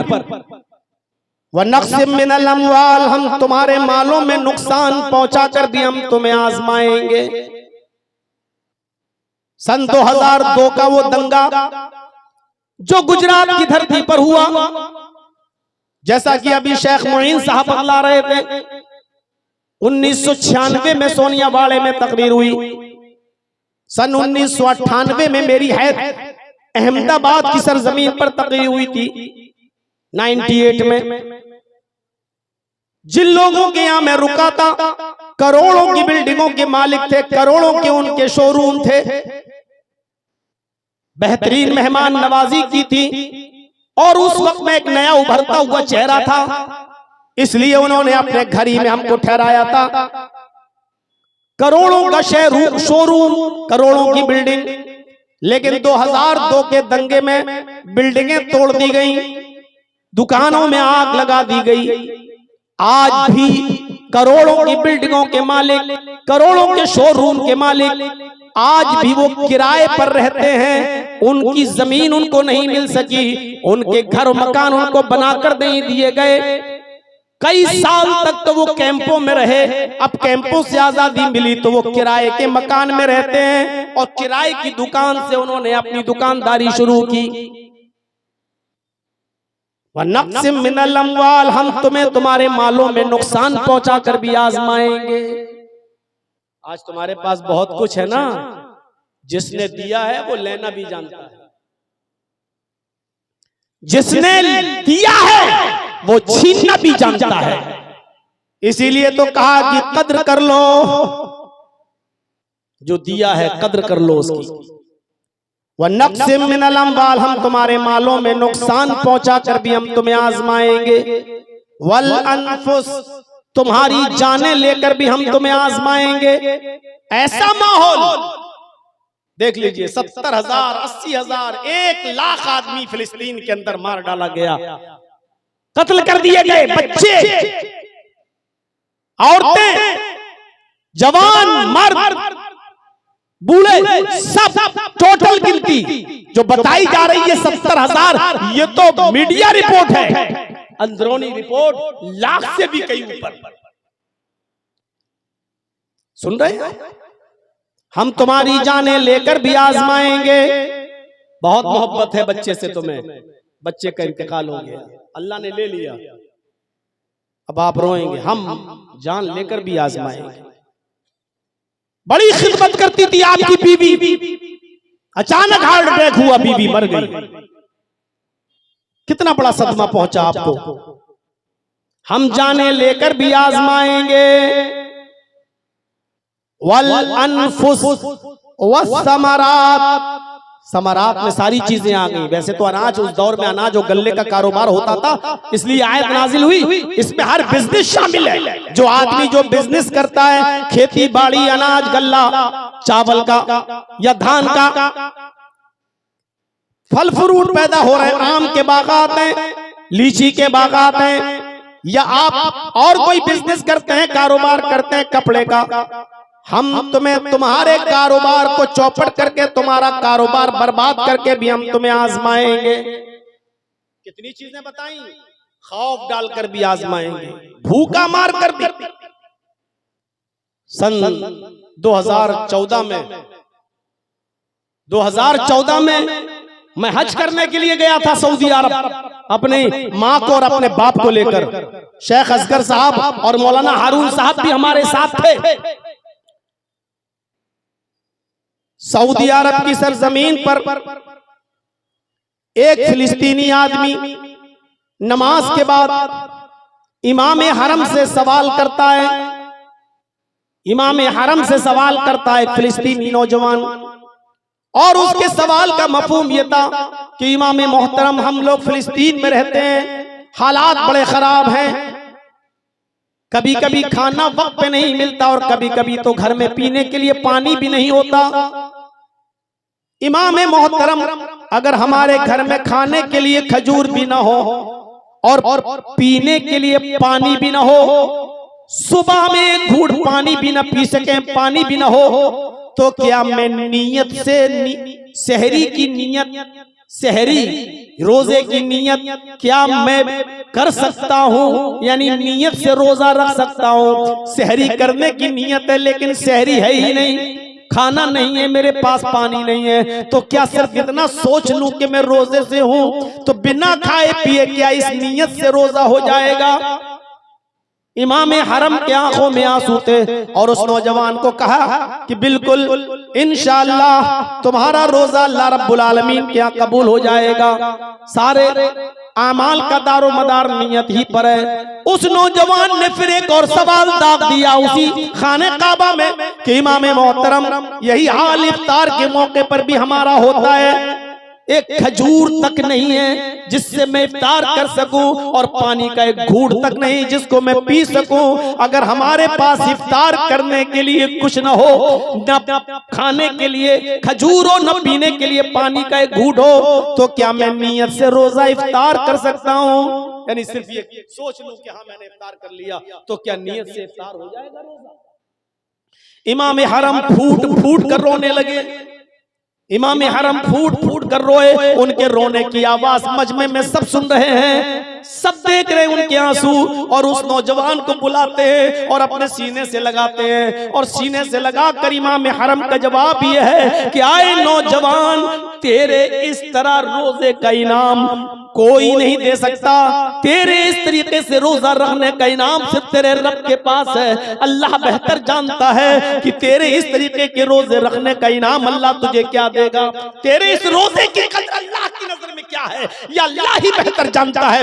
दुनिया का कोई बादशाह, यहाँ तक के सऊदिया का बादशाह भी तुझे कुछ नहीं, चाहे कितना बड़ा इनाम दे दे, लेकिन वो तेरे रोजे का इनाम नहीं हो सकता है। तेरे रोजे का सही इनाम तो अल्लाह तुझे कयामत के दिन देगा। मेरे भाइयों, इन लोगों से पूछो जिनके पास खाने को कुछ नहीं, पीने को कुछ नहीं, और फिर भी रोजा रख रहे हैं। बेगैरतो, अल्लाह ने दौलत दी है लेकिन रोजा तुम्हें नसीब नहीं होता है। तुम कहते हो भूख बर्दाश्त नहीं होती है, तुम कहते हो कि बीड़ी नहीं छूटती है, तुम कहते हो बड़ा मेहनत और मजदूरी का काम हम घर पे करते हैं, इसलिए हमें मेहनत का करना पड़ता है, इसलिए रोजा नहीं रखते। तुम्हें नींद कैसे आ जाती है? तुम बिस्तर पे अपने आराम के साथ ख्वाबे खरगोश में मस्त होकर सो कैसे जाते हो?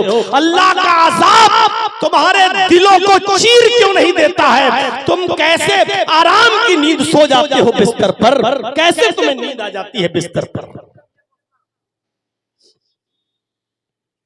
इस कश्मीरी नौजवान से पूछो, बोला नब्लुवन्नकुम बिशैइन मिनल खौफ, खौफ डाल के भी आजमाएंगे। हर वक्त खौफ के साए में रहते हैं वो लोग। वलजू, भूखा मार कर भी आजमाएंगे। जितना भूखे वो लोग रहते हैं, हम और आप नहीं रह पा रहे हैं।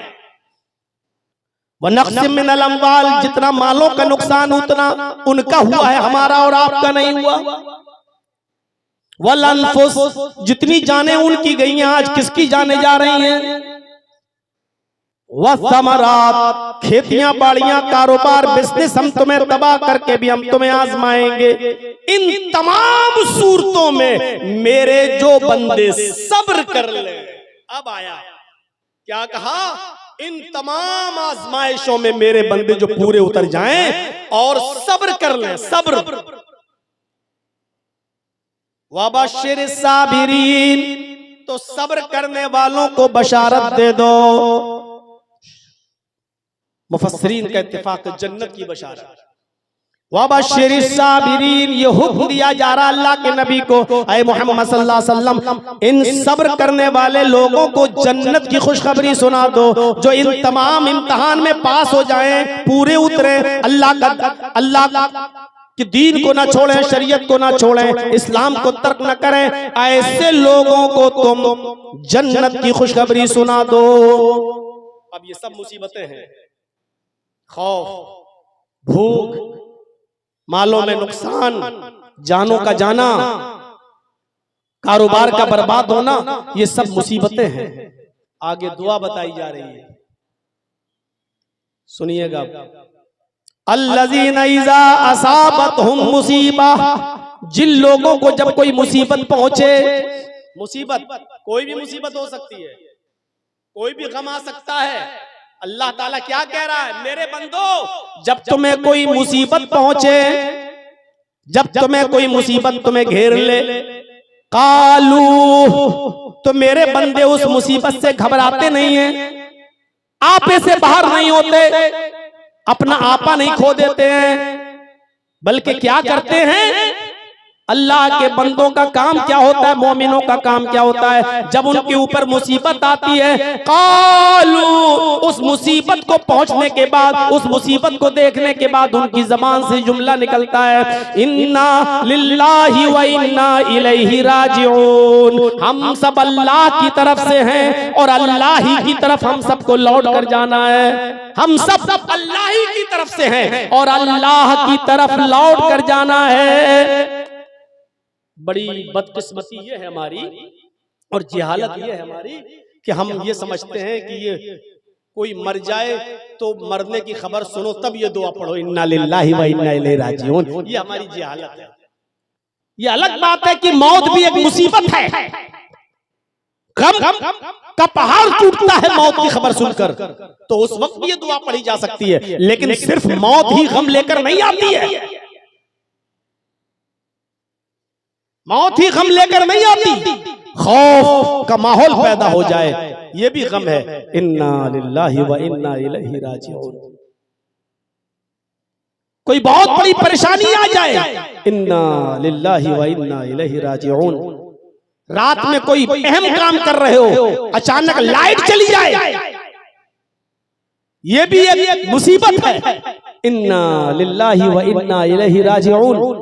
1 लाख रुपए का मोबाइल खरीदा, साफ एप्पल का फोन है, आईफोन है, अभी 2 ही दिन हुए, खो गया, चोरी हो गया, कहां चला गया, पता चला मोबाइल गायब, कोई चीज खो गई। इन्ना लिल्लाहि व इन्ना इलैहि राजिऊन। ये सब दुआ पढ़ी जाती है, पढ़ना चाहिए। अल्लज़ीना इज़ा असाबतहुम मुसीबा, जब मुसलमानों को कोई तकलीफ पहुंचती है, कोई मुसीबत उनके पास आती है, तो ये घबराते नहीं हैं, उस मुसीबत को मोस्ट वेलकम कहते हैं, उस मुसीबत का स्वागत करते हैं और कहते हैं इन्ना लिल्लाहि व इन्ना इलैहि राजिऊन। अल्लाह तो कह रहा है कि मुसलमान तो वो है कि मुसीबत से घबराता नहीं है, बल्कि मुसीबत के मौके पर वो अल्लाह पर तवक्कुल करता है। अल्लाह के नबी जनाब मोहम्मद रसूलुल्लाह गारे सौर में है, अबू बकर कह रहे हैं कि काफिर हमारे पहाड़ी तक आ गए, अल्लाह के रसूल अगर ऐसे झांक कर देखेंगे तो हम पकड़ लिए जाएंगे। अल्लाह के नबी घबराए नहीं, कितनी बड़ी मुसीबत जो मोहम्मद को जिंदा पकड़ के लाएगा उसको 100 ऊंट इनाम दिए जाएंगे। 100 ऊंट के लालच में लोग पीछा कर रहे हैं मोहम्मद रसूलुल्लाह को पकड़ने का। आप जिस गार में छिपे हैं उस गार तक पकड़ने वाले काफिर आ चुके हैं। अगर देख ले तो अल्लाह के नबी की इसका सर दिखाई दे जाए, लेकिन अल्लाह ने उनकी आंखों पे पर्दा डाल दिया, वो अल्लाह के नबी को देख नहीं सके। इतनी बड़ी मुसीबत नबी के ऊपर, लेकिन अल्लाह के अबू बकर कह रहे हैं अल्लाह के नबी वो हमारे सर पर। अल्लाह के नबी क्या कह रहे हैं? ला तहज़न इन्नल्लाह माअना। आए अबू बकर घबराओ नहीं, अल्लाह हमारे साथ है। आए अबू बकर घबराओ नहीं, अल्लाह हमारे साथ है। यानी मुसीबत आई, घबराए नहीं। मोमिन का शेवा ये होता है कि जब उसके पास मुसीबत आए तो वो घबराए नहीं, बल्कि क्या पढ़े? इन्ना लिल्लाहि व इन्ना इलैहि राजिऊन। अब एक वाकया सुनाता हूं बुखारी से, दिलचस्प। देखिए दुआ है, हम सब अल्लाह ही की तरफ से और अल्लाह ही की तरफ लौट के जाना है। दुआएं आजकल हम पढ़ते कहाँ हैं? बस बहस करते हैं। फर्ज नमाज के बाद दोनों हाथ उठा के दुआ मांगना चाहिए कि नहीं मांगना चाहिए? इमाम जब मांगे तो उसके साथ हाथ उठाना चाहिए कि नहीं उठाना चाहिए? कब्रिस्तान में जाएं तो हाथ उठाकर दुआ कर सकते हैं कि नहीं कर सकते हैं? ईद की नमाज पढ़ने के बाद ईदगाह में हाथ उठाकर दुआ पढ़ सकते हैं? बहस करवा लो हमसे बस। अरे दुआ करने से आपको कौन रोक रहा है? गौर करो, इन तमाम मुसीबतों में सबसे बड़ी मुसीबत क्या है? आपके किसी अजीज और किसी करीब का इंतकाल हो जाए। मसलन आपकी बीवी का इंतकाल हो जाए, मसलन आपके बेटे का इंतकाल हो जाए, तो ये चीज सबसे बड़े गम को लेकर आती है। सबसे बड़ा गम यह है। इस मौके पर क्या दुआ पढ़नी चाहिए? इन्ना लिल्लाहि व इन्ना इलैहि राजिऊन। अल्लाह के नबी सल्लल्लाहु अलैहि वसल्लम इसके आगे एक दुआ और पढ़ते थे, जरा सुनिएगा मेरे भाइयों, और ये दुआ याद कर लीजिएगा, बहुत काम आएगी। आज मैं कुछ सिखा के जा रहा हूं आपको, कुछ सीख लीजिएगा। अल्लाह के नबी सल्लल्लाहु अलैहि वसल्लम जब किसी के इंतकाल की खबर सुनते तो आप क्या दुआ पढ़ते? इन्ना लिल्लाहि व इन्ना इलैहि राजिऊन। इसके बाद एक जुमला और, अल्लाहुम्मा अजिरनी फी मुसीबती वखलिफ ली खैरम मिनहा। छोटा सा टुकड़ा है बस। कितने लोगों को याद होगा? और याद होगा भी नहीं। अभी हमारे जहन सेट नहीं है, हमें दूसरी चीजें जल्दी याद हो जाती हैं, दुआएं जल्दी याद नहीं होती हैं। हर साल रमजान के महीने में शबे कदर में माइक लेके सिखाना पड़ता कि दुआ पढ़ो, अल्लाहुम्मा इन्नका अफ़ुव्वुन तुहिब्बुल अफ़्व फ़अफ़ु अन्नी। इतनी सी दुआ याद नहीं हो पाई, इतनी सी दुआ, और बार बार याद कराया जाता है कि ये दुआ पढ़ो शबे कदर में। ये दुआ पढ़ा करते थे अल्लाह के रसूल, अल्लाहुम्मा इन्नका अफ़ुव्वुन तुहिब्बुल अफ़्व फ़अफ़ु अन्नी। हर साल बताना पड़ता है। अरे रोजाना हमारे मोहल्लों में, आपके शहर, कोई ना कोई इंतकाल करता रहता है। ये दुआ पढ़ने में क्या हर्ज है? इतनी सी दुआ, इन्ना लिल्लाह तो याद है, इन्ना लिल्लाहि व इन्ना इलैहि राजिऊन। अल्लाहुम्मा, अब ये दुआ याद करना है बस, अल्लाहुम्मा अजिरनी फी मुसीबती। आय अल्लाह मेरी मुसीबत में मुझे बेहतरीन अज्र अता फरमा, वखलिफ ली खैरम मिनहा, और जो तूने मुझसे छीना है उससे बेहतर चीज तू हमें अता फरमा दे। जो तूने मुझसे छीना है उससे बेहतर चीज तू हमें अता फरमा दे। 5-6 बेटों के बाद, बेटियों के बाद एक बेटा मिला, अभी 2 साल का हुआ, उसका भी इंतकाल हो गया। पढ़िए, अल्लाह इन्ना लिल्लाहि व इन्ना इलैहि राजिऊन। अल्लाहुम्मा अजिरनी फी मुसीबती वखलिफ ली खैरम मिनहा।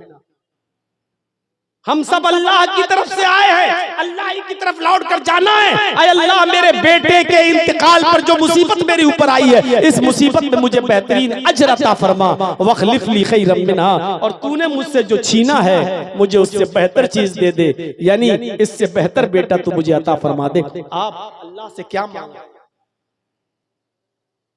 अल्लाह के नबी सल्लल्लाहु अलैहि वसल्लम असर की नमाज के बाद सहाबा किराम के पास बैठे हुए मस्जिद में, और आप उनको समझाने लगते हैं और यही दुआ सिखलाते हैं कि तुम्हारा जब कोई करीबी इंतकाल कर जाए तो ये दुआ पढ़ लिया करो, इन्ना लिल्लाहि व इन्ना इलैहि राजिऊन। अल्लाहुम्मा अजिरनी फी मुसीबती वखलिफ ली खैरम मिनहा। इसी सहाबा की महफिल में हजरत अबू सलमा रज़ी अल्लाह ताला अन्हु बैठे हुए हैं। सहाबा में बहुत से सहाबा थे, अबू सलमा भी थे। अबू सलमा कहते हैं अल्लाह के नबी ने जब ये दुआ बताई तो मैंने इस दुआ को याद कर लिया। अल्लाह के नबी ने ये दुआ सिखलाई, मैंने इस दुआ को याद कर लिया। और जब मैं अपने घर पे पहुंचा तो मेरी बीवी ने, उम्मे सलमा ने कहा, आज आप बड़ी देर से आए, असर के बाद आप जल्दी आ जाया करते थे, फिर बाजार से खाना पकाने के लिए कुछ लेने जाया करते थे, और आज आप इतनी देर से आए हैं कि अब मगरिब की अज़ान अभी हो जाएगी, आप फिर मस्जिद में चले जाएंगे, खाने पकाने में देर हो जाएगी। कहां रह गए थे आज देर कैसे हो गई आने में?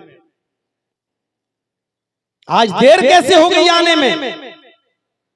हजरत अबू सलमा कहते हैं, मेरी बीवी आए उम्मे सलमा, आज अल्लाह के नबी ने असर की नमाज के बाद लोगों को रोक लिया, कुछ समझाने लगे, दर्स देने लगे, और आज आपने एक दुआ भी सिखलाई, जब तुम्हारे किसी अजीज का इंतकाल हो जाए तो ये दुआ पढ़ लिया करो, इन्ना लिल्लाहि व इन्ना इलैहि राजिऊन, अल्लाहुम्मा अजिरनी फी मुसीबती वखलिफ ली खैरम मिना। उम्मे सलमा कहती हैं कि मेरे शौहर अबू सलमा ने जब ये दुआ मुझे बताई कि अल्लाह के नबी ने मस्जिद में ये दुआ सहाबा को सिखाई, तो मैंने अपने शौहर से ये दुआ सुनी, तो मैंने भी इस दुआ को याद कर लिया। ये दुआ तो सबको याद थी, इन्ना लिल्लाहि व इन्ना इलैहि राजिऊन, इतना सा याद करना था, अल्लाहुम्मा अजिरनी फी मुसीबती वखलिफ ली खैरम मिना। इतनी बार मैं इस दुआ को पढ़ चुका हूं कि शायद अब आपको भी याद हो गया होगा। किसी को खड़ा करके पूछें, इतनी बार मैं दोहरा चुका हूं कि शायद आपको याद हो गई हो। अल्लाहुम्मा अजिरनी फी मुसीबती वखलिफ ली खैरम मिनहा। अब सर नीचे हो गए, कहीं मौलाना हम ही को खड़ा करके ना पूछ ले, हमको खड़ा ना कर दे। इतनी सी दुआ हजरत उम्मे सलमा कहती है मैंने याद कर ली, जब किसी का इंतकाल होता मैं ये दुआ पढ़ लेती। 6 महीने गुजर गए, 8 महीने गुजर गए, 1 साल गुजर गया। मेरे शौहर कपड़े का बिजनेस करते थे, कपड़ा दूसरे शहर में ले जाया करते थे, बेचते थे, और वहां से कुछ चीजें खरीद के लाते थे, अपने शहर में बेचा करते थे। मेरे शौहर बिजनेस करते थे दूसरे शहर में जाकर। एक दिन मेरे शौहर बिजनेस के लिए निकले और वहां पहुंच गए, और वहां से बहुत सा सामान लेकर जब मेरे घर की तरफ आए, अपने शहर की तरफ जब चलने लगे, तो रास्ते में बीमार पड़ गए। अबू सलमा बीमार पड़ गए। ओफो, जो चीज बताने जा रहा हूं गौर से सुनो मेरे भाइयों।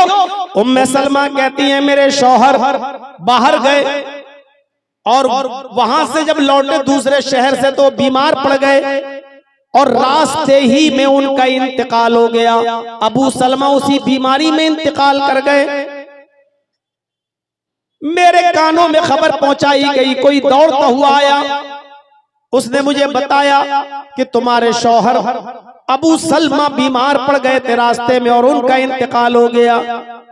मैंने अपने शौहर के इंतकाल की जब खबर सुनी तो मैंने यही दुआ पढ़ ली जो मुझे याद थी, इन्ना लिल्लाहि व इन्ना इलैहि राजिऊन।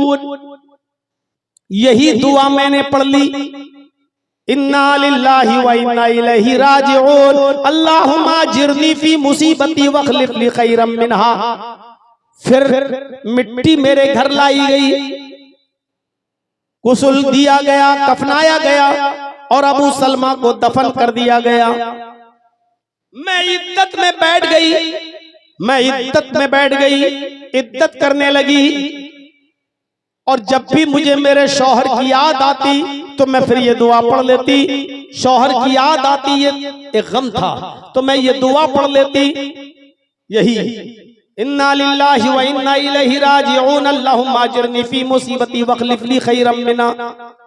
उम्मे सलमा कहती हैं कि 2-3 महीने गुजर गए, मैं इद्दत में थी। एक दिन मुझे शौहर की याद आई तो मैं ये दुआ पढ़ने लगी। जब मैं दुआ पढ़ने लगी तो मैं इसके तर्जमे पर गौर करने लगी, इसकी मीनिंग पर, मफहूम पर गौर करने लगी। मैं सोचने लगी ऐसा कैसे हो सकता है। इस दुआ का मतलब तो यह है कि हम अल्लाह की तरफ से हैं और अल्लाह ही की तरफ जाना है। आय अल्लाह मेरी मुसीबत में मुझे बेहतरीन बदला दे, वखलिफली खैरम मिनहा, और जो तूने मुझसे छीना है उससे बेहतर बदला मुझे दे, बेहतर चीज अता कर। उम्मे सलमा कहती है मैं बार बार ये दुआ पढ़ती हूँ कि अल्लाह मुझे उससे बेहतर चीज दे जो तूने मुझसे छीनी है। भला मेरे शौहर से बेहतर कौन हो सकता है?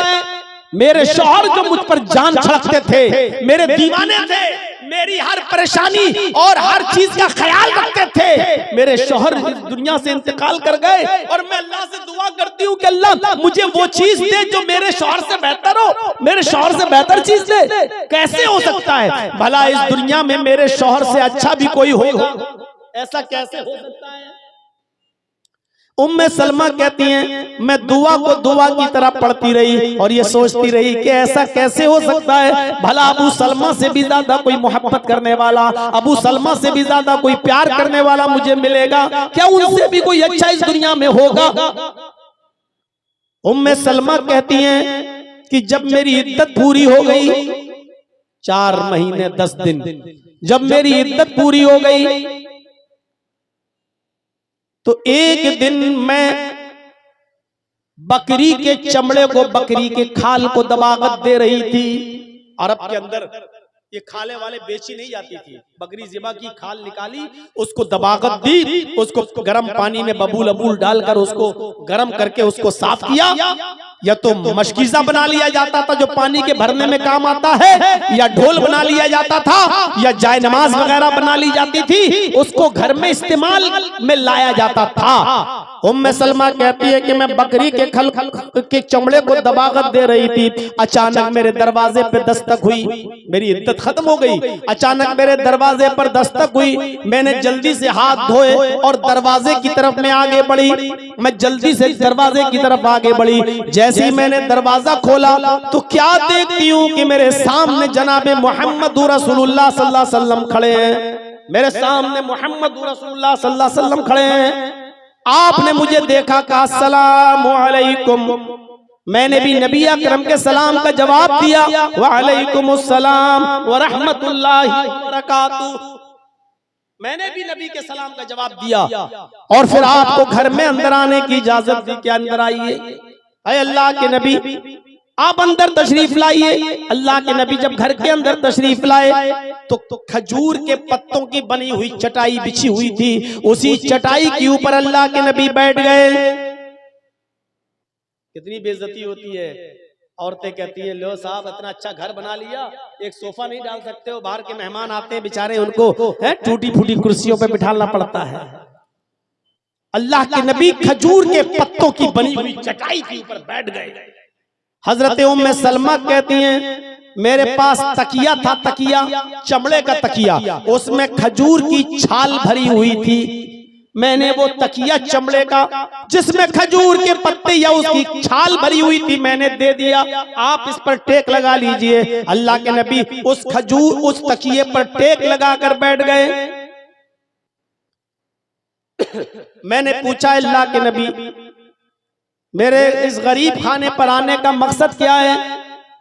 आप हमारे घर पे अचानक तशरीफ लाए, आने का मकसद क्या है? अल्लाह के नबी फरमाते हैं उम्मे सलमा तुम्हारे शौहर अबू सलमा का इंतकाल हो चुका है, तुम इद्दत में थी इसलिए मैं नहीं आया मिलने, अब तुम्हारी इद्दत भी पूरी हो गई, अब मैं तुमसे मिलने के लिए आया हूं। आए उम्मे सलमा मैं तुम्हारे साथ निकाह करने का इरादा रखता हूं, मैं तुमसे शादी करना चाहता हूं, मैं तुमसे निकाह करना चाहता हूं। आए उम्मे सलमा तुम्हें अच्छी तरह मालूम है कि इस वक्त अरब का मिजाज क्या है। जिस औरत का शौहर मर जाता है उस औरत को कितनी तकलीफें उठाना पड़ती हैं। लोग उस औरत को मनहूस समझते हैं कि देखो अपनी जिंदगी में अपना आदमी खा गई, उसकी शादी नहीं होती है, कोई निकाह नहीं करता इस डर से कि एक को तो शादी करके खा गई, दूसरा जो इससे शादी करेगा वो भी मर जाएगा।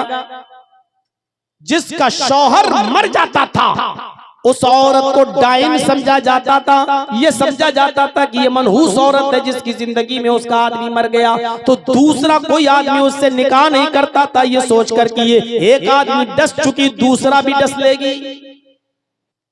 आए उम्मे सलमा, मैं तुम्हारे साथ निकाह करना चाहता हूं, अगर तुम्हें कोई एतराज न हो तो तुम मेरे साथ निकाह कर लो। उम्मे सलमा का जवाब सुनो। उम्मे सलमा कहती हैं, अल्लाह के नबी, आप किसी औरत को निकाह का पैगाम दें और वो औरत आपके पैगाम को ठुकरा दे, उससे ज्यादा बदनसीब कौन होगी? उससे ज्यादा बदनसीब औरत कौन होगी?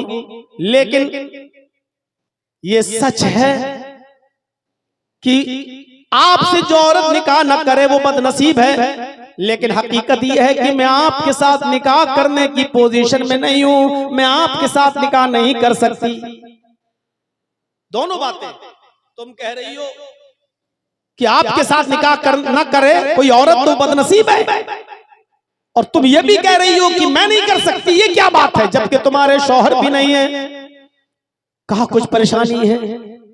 कहा वो बताओ ना, शेयर करो अपनी परेशानी, अगर दूर हो सकती है तो ठीक, और नहीं हो सकती है तो कोई बात नहीं, बताओ क्या प्रॉब्लम है तुम्हें?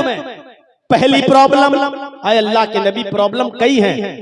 नंबर 1 का क्या, आपकी पहले से कई बीवियां मौजूद हैं, आपकी पहले से कई बीवियां मौजूद हैं, मैं शौकन बर्दाश्त नहीं कर सकती, मेरी गैरत किसी शौकन की तू तलाक सुनने की नहीं है, मेरी गैरत बर्दाश्त नहीं कर सकती। कभी हमारे और आपके दरमियान कोई मामला बिगड़ता है, हमारे और आपके दरमियान कभी किसी मामले में लेकर बहस होगी, तो आपकी बीवियों को अधिकार और हक नहीं होगा वो बीच में बोलने। जब हमारे और आपके बीच में कोई बात है तो हम और आप ही उसको दूर करेंगे। आपकी कोई बीवी अगर बीच में बोलेगी और मुझसे लड़ेगी तो मुझसे बर्दाश्त नहीं होगा, मैं हाथापाई पर उतर जाऊंगी, इसलिए कि मैं शौकन बर्दाश्त नहीं कर सकती। मैं बहुत गैरतमंद खातून हूं और मेरे साथ कई शौकने हों, ये कैसे बर्दाश्त कर लूं? आपने कहा शौकन का होना अच्छा नहीं, या शौकन का मुदाखलत करना, बीच में बोलना? कहा नहीं, शौकन का बीच में बोलना। जब हम आपकी बीवी हैं, कोई बात हमारे और आपके दरमियान अगर होगी तो हम और आप हल करेंगे, आपकी कोई दूसरी बीवी हमारे बीच में नहीं बोलेगी। आपने कहा ठीक है, मैं अल्लाह से दुआ करूंगा, अल्लाह ऐसी नौबत ही नहीं लाएगा कि कोई दूसरी बीवी हमारे और तुम्हारे बीच में बोले। इंशाअल्लाह मैं किसी और बीवी को अपने और तुम्हारे मामले में बोलने की इजाजत नहीं दूंगा। आए उम्मे सलमा, ये मैं वादा करता हूं कि मेरे और तुम्हारे दरमियान कोई तीसरी बीवी इंटरफियर नहीं करेगी, कोई दूसरी बीवी नहीं बोलेगी। अच्छा, ये तो पहली प्रॉब्लम थी। कहा दूसरी प्रॉब्लम भी है। कहा क्या? वो भी बोलो। कहा दूसरी प्रॉब्लम ये है, क्या अल्लाह के नबी, शादी जिस मकसद से की जाती है मैं उस मकसद के लायक नहीं हूं। शादी के बाद ये होता है कि कोई बच्चों की पैदाइश हो, बच्चे बड़े, नस्ल बढ़े, मैं बुढ़ापे की उस उम्र को पहुंच चुकी हूं, इस उम्र में अब मैं बच्चे पैदा करने के लायक नहीं हूं, मैं शादी की उस उम्र को क्रॉस कर चुकी हूं। इसलिए आप अगर इस मकसद से शादी करना चाहते कि नस्ल बढ़े, तो मैं आपको पहले बता देती हूं कि बच्चे पैदा करने की मैं पोजीशन में नहीं हूं। साफ कह दिया। अल्लाह के नबी का जवाब सुनो।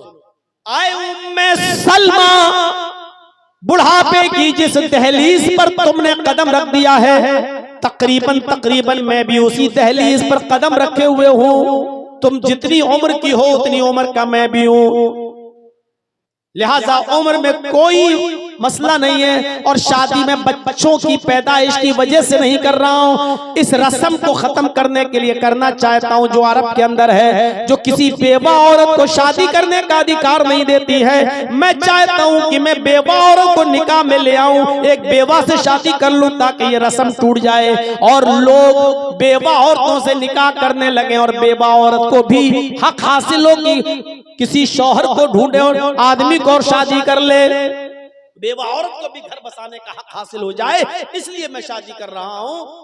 हजरत उम्मे सलमा कहती हैं कि ठीक है, आपने मेरी 2 परेशानियां दूर कर दी, लेकिन मुझे एक तीसरी प्रॉब्लम और है, मुझे एक तीसरी परेशानी भी है जिसकी वजह से मैं शादी नहीं कर सकती। कहा वो क्या है? और वो आखिरी प्रॉब्लम है। अल्लाह के नबी ने कहा बताओ। कहने लगी, आए अल्लाह के रसूल, मेरे शौहर अबू सलमा का इंतकाल हो गया है, वो अपने बच्चे छोड़कर गए हैं और बच्चे भी काफी बड़े बड़े हो चुके हैं, वो अपने बच्चे छोड़कर गए हैं, आप उससे शादी करना चाहते हैं।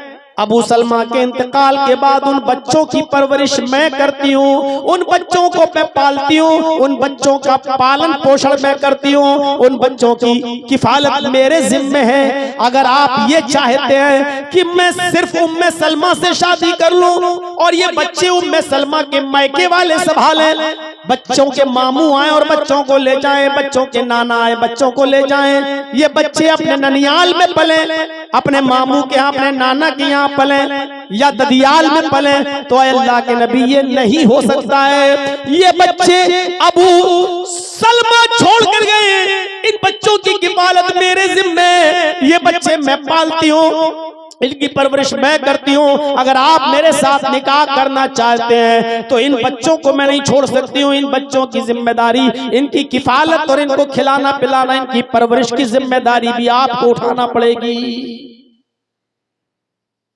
कितनी क्लियर बात। अल्लाह के नबी फरमाते हैं, उम्मे सलमा ये कोई कहने की बात है? जब तुम मुझसे निकाह कर लोगी तो तुम्हारे बच्चे भी मेरे बच्चे होंगे, उनकी परवरिश करना, उनको पालना, उनको बड़ा करना, उनको अच्छी तरबियत देना, ये भी मेरी जिम्मेदारी होगी, इन बच्चों की किफालत मैं करूंगा। जब ये तीनों शर्तें अल्लाह के नबी ने मान ली तो उम्मे सलमा ने निकाह भी कर लिया और मोहम्मद रसूलुल्लाह की वो बीवी बन गई। एक दिन अल्लाह के नबी सल्लल्लाहु अलैहि वसल्लम अपनी बीवी उम्मे सलमा से बातें कर रहे थे और अबू सलमा का जिक्र आ गया। अबू सलमा का जिक्र आते ही उम्मे सलमा की आंखों में आंसू आ गए और कहने लगी कि अल्लाह के रसूल, अब इस दुआ पर मुझे मुकम्मल यकीन हुआ है, इस दुआ में जो हम पढ़ते हैं, अल्लाहुम्मा जिरनी फी मुसीबती, मेरी मुसीबत में बेहतरीन बदल अता फरमा, वखलिफली खैरम मिना, और जो तूने मुझसे छीना है उससे बेहतर चीज तू मुझे अता फरमा। अय अल्लाह के नबी, पहले मैं सोचा करती थी कि अबू सलमा से मेरे लिए कौन बेहतर होगा, इतने अच्छे, उनसे बेहतर कौन होगा, लेकिन ये दुआ मांगते मांगते मैंने देखा अल्लाह ने दुआ कबूल कर ली। अबू सलमा बेहतर थे, लेकिन अल्लाह ने अबू सलमा को अगर छीना तो उनसे बेहतर शौहर मुझे अता फरमा दिया। हमें जनाब मोहम्मद रसूलुल्लाह दे दिए, मुझे मोहम्मद रसूलुल्लाह की बीवी बना दिया, मैं मोहम्मद रसूलुल्लाह की बीवी हूँ, मेरे शौहर से बेहतर शौहर अल्लाह ने मुझे अता फरमाया। गौर